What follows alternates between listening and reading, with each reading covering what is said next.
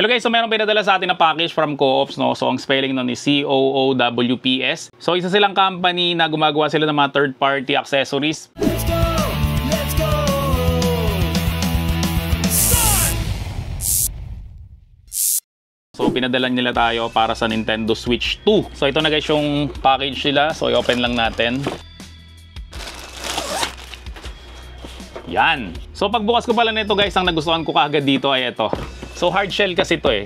Kasi nga mahilig ako sa gadget, so dapat ang mga bag na ginagamit natin ay matitigas. Kasi pag hindi matigas guys yung bag na ginagamit mo, ay baka masira yung gadget mo na nasa loob. Ito guys nakalagay Co-op, so ganyan yung spelling ng pangalan nila. So yung zipper niya guys is water repellent. Yan, so kahit na ulan-ulan, so hindi papasukin ng tubig to. Then meron pa siya ditong port para sa earphone, no? So halimbawa nakikinig ka ng music, no? So pwede mong isok-sok dito earphone mo para hindi nga nakakaabala dun sa zipper. Then sa likod niya ay mesh net. Kapag ka ganito guys yung bag, hindi to mainit sa likod. Siyempre meron siyang lalagyan dito.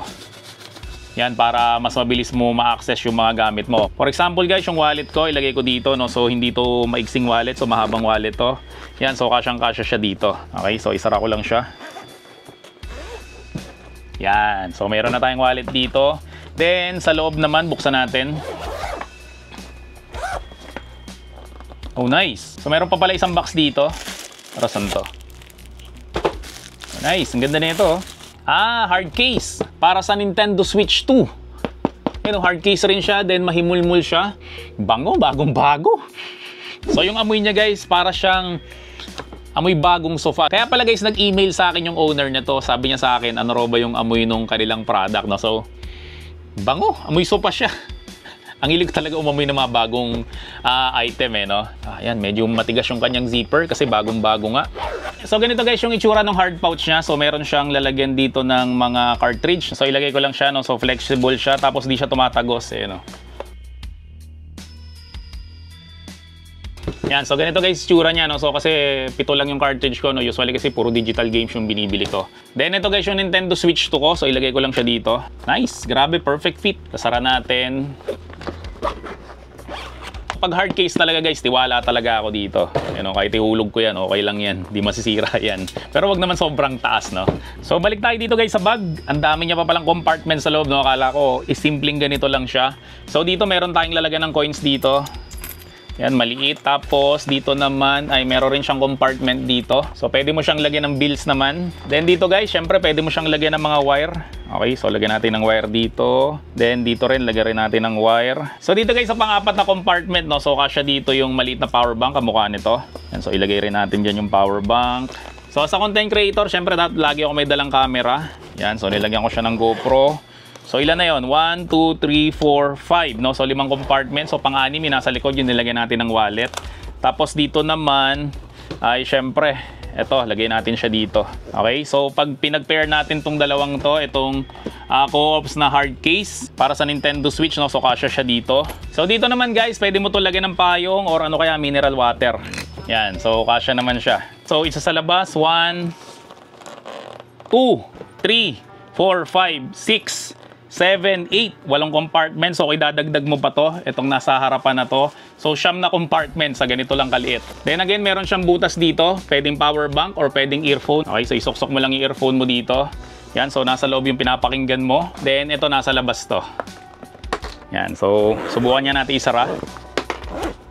Oh, di ba? Busog na busog yung bag ko. Ang daming laman nito. So dito naman guys ay pwedeng kaliwa o kanan na part. Yan, so natatanggal to. Then meron ditong hook. Isabit mo lang siyang ganyan. So ito na guys, yung busog natin na bag ng Co-op. So subukan natin. So pwede to sa front. Then again yung earphone na nakasuksok dito, no? So pwede kang makinig. Talagang iba talaga guys pag pagong eh. Matibay talaga to. Saka hindi naiipit yung mga gadget mo dito. Yan, so subukan ko rin guys sa likod. O yan, kung nasa likod yan guys, so ang lakas makapogi nito. O diba? Super cool. So yung size nito guys, no? So pwede to sa adult, pwede to sa bata, pwede to sa teenager. So pwede rin to guys sa babae. So tingnan muna natin guys kung makukuha natin yung mga item natin dito. Kung kailangan ko ng camera, ang bilis kunin, di ba? So kung kailangan ko ng tubigan, bilis kunin. Syempre kung kailangan ko ng wire, mabilis rin kunin. Kung kailangan ko ng power bank, so kung kailangan ko ng coins, may mga coins ako dito. Very nice. Then syempre kung kailangan ko ng buong pera, meron rin ako dito. Syempre kung kailangan ko yung wallet ko, so nandito siya sa likod. Oh, and syempre, ang dahilan nito ba't ito binibili ay dahil doon sa Nintendo Switch. So check ko nga guys, kung para sa Nintendo Switch lang to, no? So meron ako ditong Lenovo Legion Go S. Yun, kasya rin to. Oh, so alisin ko lang to. Then ilagay ko naman to, itong ROG Ally X. So sigurado to, kasya rin to, mas maliit to eh. Ito naman MS Cyclo. Ito yung pinakamalaki sa mga handheld ko eh, no? So subukan niya natin kung kasya rin siya dito. Okay, kasya rin siya. So kung kumasya to guys, itong MS Cyclo na AI. So ibig sabihin nun guys, kahit anong handheld, kasyang-kasya dito. So maraming salamat ulit sa Coop sa pagpapadala nito. Siyempre guys, kung gusto mo rin ma-feature yung product mo dito sa aking channel, no? So email mo lang ako, gadgetsyndrome123@gmail.com, no? Pero hindi naman lahat guys tinatanggap ko talaga, no? So yung iba nire-reject ko. Basta nagustuhan ko guys yung product mo, feature natin yan dito sa vlog ko. So yun lang, maraming salamat ulit sa inyong lahat. Hanggang sa muli, paalam!